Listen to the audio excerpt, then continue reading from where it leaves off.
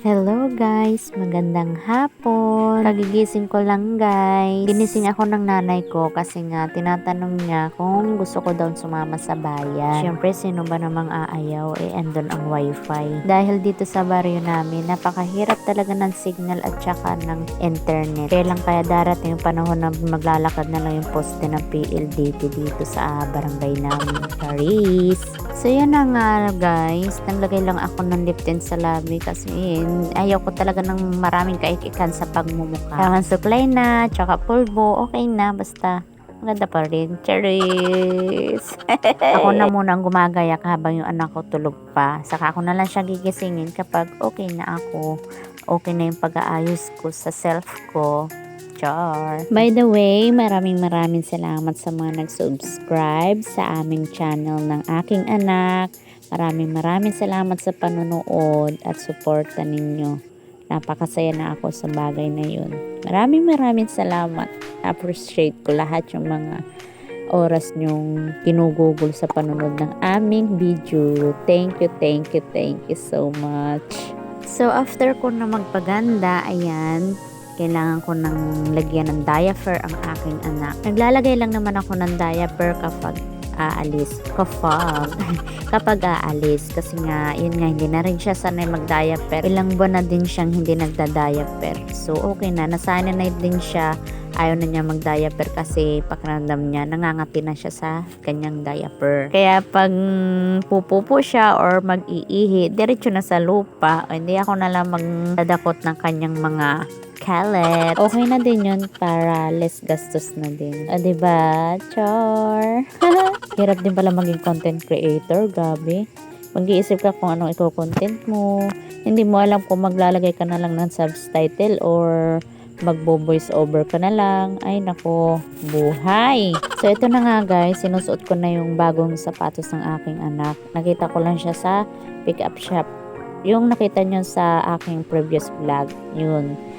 Ngayon lang niya ito susuotin ang kanyang bagong sapatos. Kayo mga mamis, pinopormahan nyo din ba yung mga inyong anak na babae or lalaki kapag aalis? Ako kasi kapag pupunta ng bayan, lagi yung anak ko nakaporma, maayos ang damit.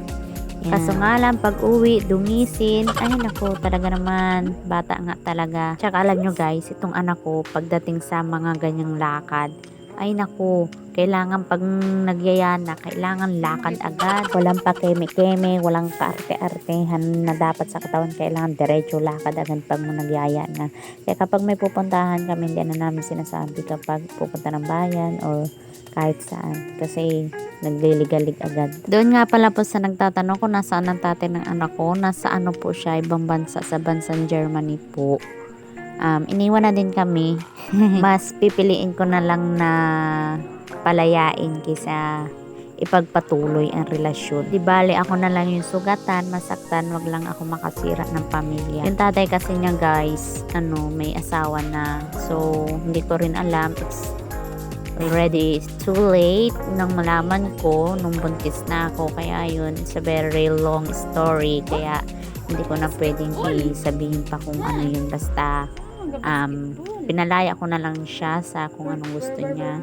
Mahalaman kami nung anak ko, kaso nga lang napaka komplikado. Tsaka nasa mga tamang edad na tayo, kaya alam natin yung nararapat para sa atin, alam natin yung tama at mali. Tsaka ang pinakaayaw ko din sa lahat ay yung gulo. So, this is it guys. And we are ready going to town. Yeah, magsasalamin ako kasi wala lang, props lang, charot, pampadagdag beauty ba. Mga 20 minutes pala ang travel going to town. So ito ang outfit ng aking anak. So we are on the way na going to town. Makiki-wifi, makiki-connect lang kami sa wifi. Maybe I had a message on WhatsApp from my babe. Hello babe. Ay charot. Uy, huwag kayo maniwala, wala pa akong jowa ha. Tsaka sakit lang sa ulo yan. Joke lang. So yun, fast forward, kinabukasan, ayan, magliligpit na ako ng mga damit na pininaw kasi naglalaba ako ngayon. Kailangan gamitin ang mga hanger. Hindi na ako nakapag-video kahapon kasi ginamit ng aking anak sa panonood ng YouTube ang aking cellphone. Kasi itong cellphone ko, ginagamit ko din sa pag-video para may content man lang din sa pag-vlog na rin. Guys, libangan ko lang itong pag-YouTube na ito. Kasi sa totoo ang boring na ako dito sa bahay. Gusto ko na ulit makapagtrabaho, makaipon, kaso napakalit pa ng aking anak para iwan. At saka breastfeed ako, hindi ko pa siya maiwan-iwan. Tsaka nagkaroon na din ako ng trauma, takot na baka mawala na naman sa akin yung anak ko. Hindi may mamatay kundi parang natatakot na naman ako na mawalan ba ng karapatan. Ganon. Kasi naranasan ko na. Kaya ganito ako ka-sensitive. So, yun guys, ang pinagkakaabalahan ko sa buhay dito sa probinsya, sa baryo namin, ay di yung paglalabado sa kapitbahay. I receive 500 per day in 1 week, once in a 1 week. Yun. Pero okay na din, at least may pambiling pagkain. Char. Kaya habang ako'y naglalaba sa tita ko, naglilinis din muna ako ng bahay. Nagbabanlaw lang naman ako ng mga shorts kasi nilalaban ko every Saturday. And then, she will pay me 500 pesos. Ito nga palang bahay na ito, hindi man ito sa amin, sa tito ko ito, sa kapatid ng nanay ko. Doon ako nakikitira sa lola ko at saka yung nanay ko. Kaya supportahan nyo na lang ako sa mga panonood ninyo. Malay nyo sa pagbablog na ganitong pasimple-simple lang, makabili ako ng sariling lupa, bahay. So, sana naman wag naman kayo maboring.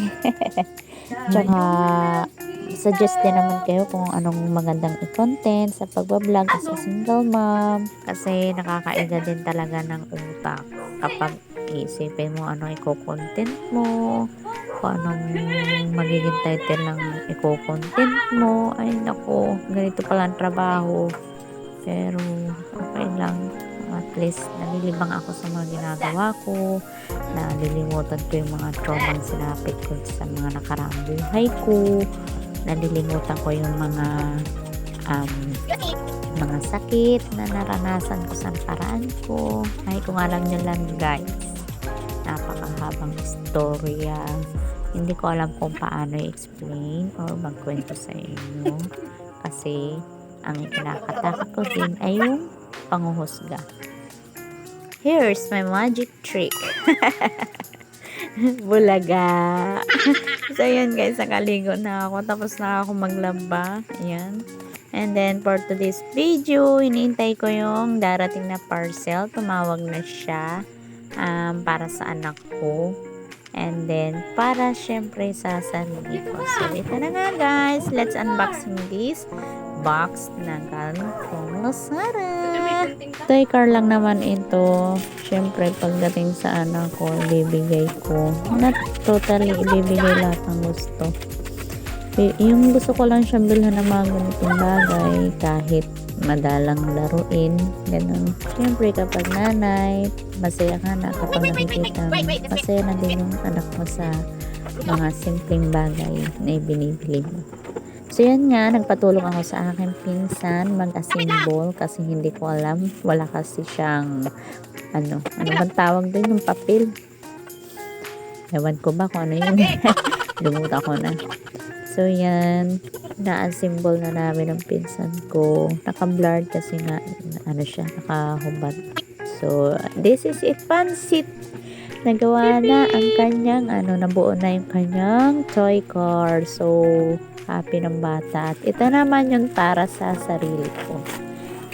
Syempre, gusto ko ma-achieve yung mahabang buhok. Bumili ako ng shampoo. At ito ay, isa sa pampahaba ng buhok. Ang Black Beauty. Syempre, kahit tayo single mom, kailangan self-love before tayo mag-jowa. Charot. So, ito na nga guys, ang shampoo. 2 binili ko. Then, meron ng freebies na 3 pieces. 3 pesos. 3 pieces of sachet ng Black Beauty. Yon. Happy na ang mommy! So, natatawa ko dito sa anak ko. Tuwan-tuwa sa kanyang kanyang toy car. So, yun guys, bago matapos ang video na ito, please like, subscribe, and don't forget to hit the notification bell para lagi kayong update sa aming video. So, yan na nga ang aking anak, tatakbo na. Daladalang kanyang mahiwagan sa sagyan. Bye!